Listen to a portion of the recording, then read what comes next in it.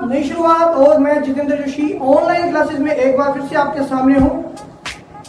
आज जो हम व्यापारिक बैंक के कार्यों का भाग 2 करेंगे। पहला भाग हम जो वो 3 कार्य के रूप में कर चुके थे। अगर मैं आपसे पूछूं कि पिछली क्लास में हमने न्यूनतम कोष प्रणाली कही थी, तो ये न्यूनतम कोष प्रणाली कब हमने अपनाई, आप में उसको भी बता सकता है? बिल्कुल सही, 1956 में हमने अपनाई। तो इसी तरीके के अन्य महत्वपूर्ण प्रश्न अगर आप जानना चाहते हो तो चलिए वीडियो को जरूर देखें और वीडियो को लाइक शेयर करना न भूलें, चैनल सब्सक्राइब करें, वीडियो को अंत तक देख इसी तरीके से हमारे साथ बने रहा करें। आज हम करने वाले हैं व्यापारिक बैंक के कार्य भाग 2 और भाग 2 में हम करेंगे कार्य नंबर 4, अंतरराष्ट्रीय विनिमय कोषों का संरक्षक। किसी भी देश का केंद्रीय बैंक जो है वो अंतरराष्ट्रीय विनिमय कोषों का संरक्षक भी होता है। कैसे कि ये जो है वो देश के विनिमय कोषों के साथ साथ भुगतान कोषों को समर्थित भी करता है। तो सीधी सी बात है कि अंतरराष्ट्रीय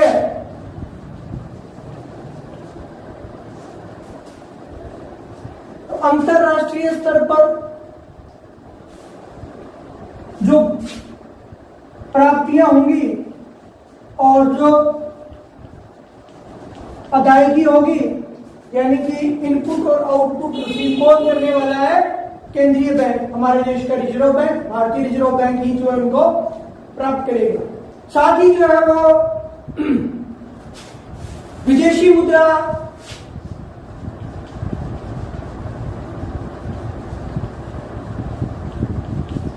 मुद्रा के विनिमय का निर्धारण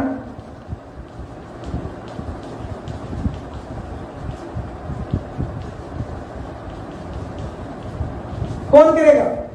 सीधी सी बात है, केंद्रीय बैंक ही करने वाला है कि केंद्रीय बैंक जो है उस देश के घरेलू मुद्रा की विनिमय दर का निर्धारण करेगा। विनिमय दर लिखना है आपको यहाँ पे, विनिमय दर का निर्धारण कि $1 के मुकाबले में हमारे देश की मुद्रा का मूल्य क्या रहेगा, डॉलर मजबूत हो रहा है, कमजोर हो रहा है, आपने ये सुना होगा। और उस सब का निर्धारण जो है वो हमारे देश की केंद्रीय बैंक द्वारा अंतरराष्ट्रीय बाजार में हमारी मुद्रा की मांग और पूर्ति के निर्धारण के आधार पर निर्धारित किया जाता है। तो अंतरराष्ट्रीय विनिमय कोष का संरक्षक है। अंतरराष्ट्रीय स्तर से जो भी मुद्रा प्राप्त होगी, जो भी हमें भुगतान करना है, उनका निर्धारण उनको कौन करेगा? हमारे देश का केंद्रीय बैंक करेगा। विदेशी मुद्रा की विनिमय दर का निर्धारण भी कौन करने वाला है? हमारे देश का केंद्रीय बैंक यानी कि आरबीआई ही करेगा।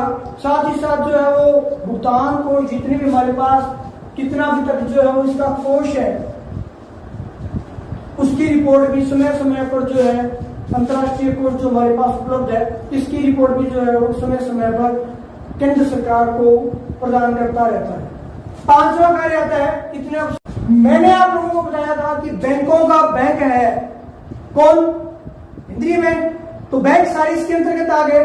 तो अंतिम ऋणदाता कौन हुआ उन बैंकों को? केंद्रीय बैंक हुआ।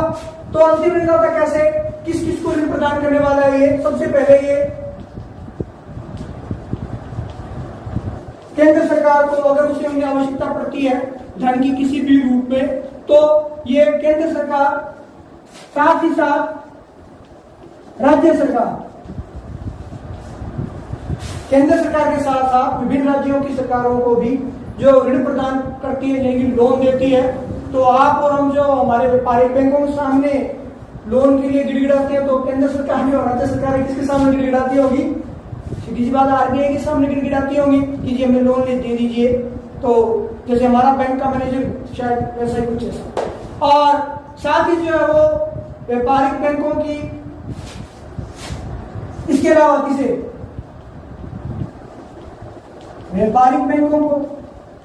लेकिन क्या व्यापारिक बैंक हमें जब ऋण बिना प्रतिभूति की नहीं देते तो केंद्रीय बैंकों को देता होगा? नहीं जी, केंद्रीय बैंक भी उसे ऋण प्रदान नहीं करता। तो व्यापारिक बैंकों को ऋण प्रदान किया जाता है, लेकिन प्रतिभूतियों के बदले में।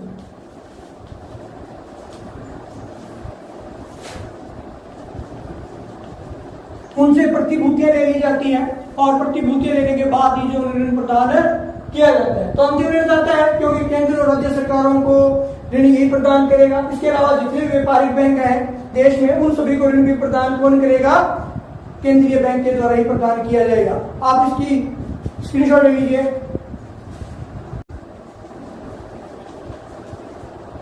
केंद्रीय सभा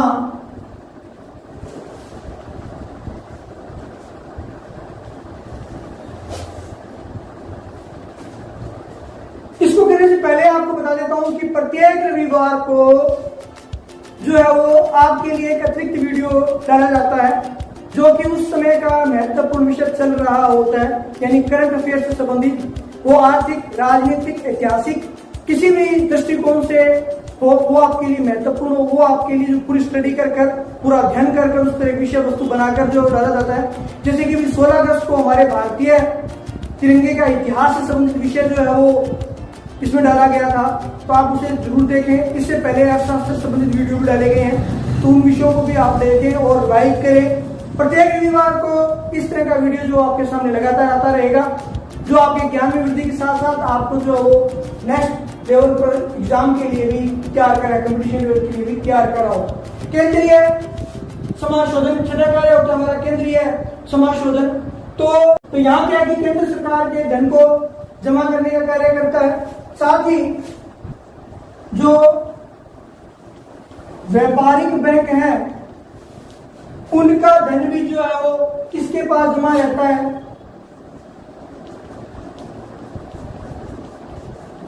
आरबीआई के पास जमा रहता है। और केंद्रीय बैंक जो है वो इसी व्यापारिक बैंकों के जमा धन से ही जो है वो उन व्यापारिक बैंकों का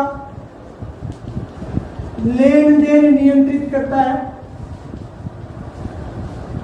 यानी कि अगर हमारा चेक एसबीआई का था और हम पीएनबी में लगा रहे हैं, तो वो जो है वो उन्हें नगद न देकर जो आपसी लेन देन होता रहता है उसमें से माइनस प्लस करने का कार्य कौन कर रहा है? हमारा केंद्रीय बैंक ही करता है। तो इस तरह से जो है वो साथ ही इन व्यापारिक बैंकों को जो धन जमा किया गया था, इस जमा धन का संरक्षण इस जमा धन का कौन है? इस जमा धन का संरक्षक कौन है? आरबीआई है। तो आरबीआई जो इस जमा धन का संरक्षक होने के कारण ही इसे जो केंद्रीय समाशोधन भी कहा जाता है। स्क्रीनशॉट ले लीजिए। आज जो अंतिम कार्य करेंगे हम, कार्य हमारा आता है साख का नियमन व नियंत्रण।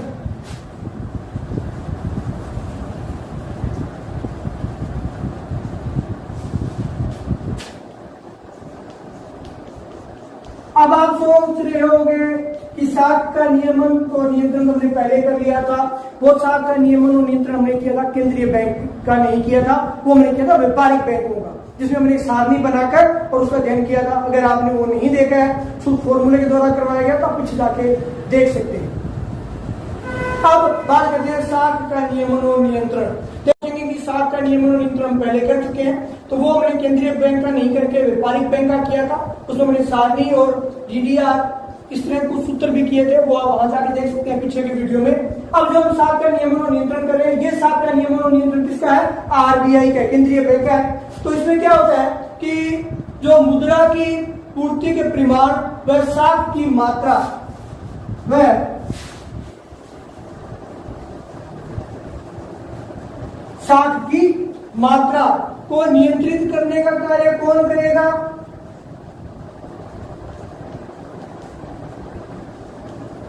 केंद्रीय बैंक करेगा। कौन करेगा? केंद्रीय बैंक करेगा। साथ ही जो है वो मुद्रा की कुल मात्रा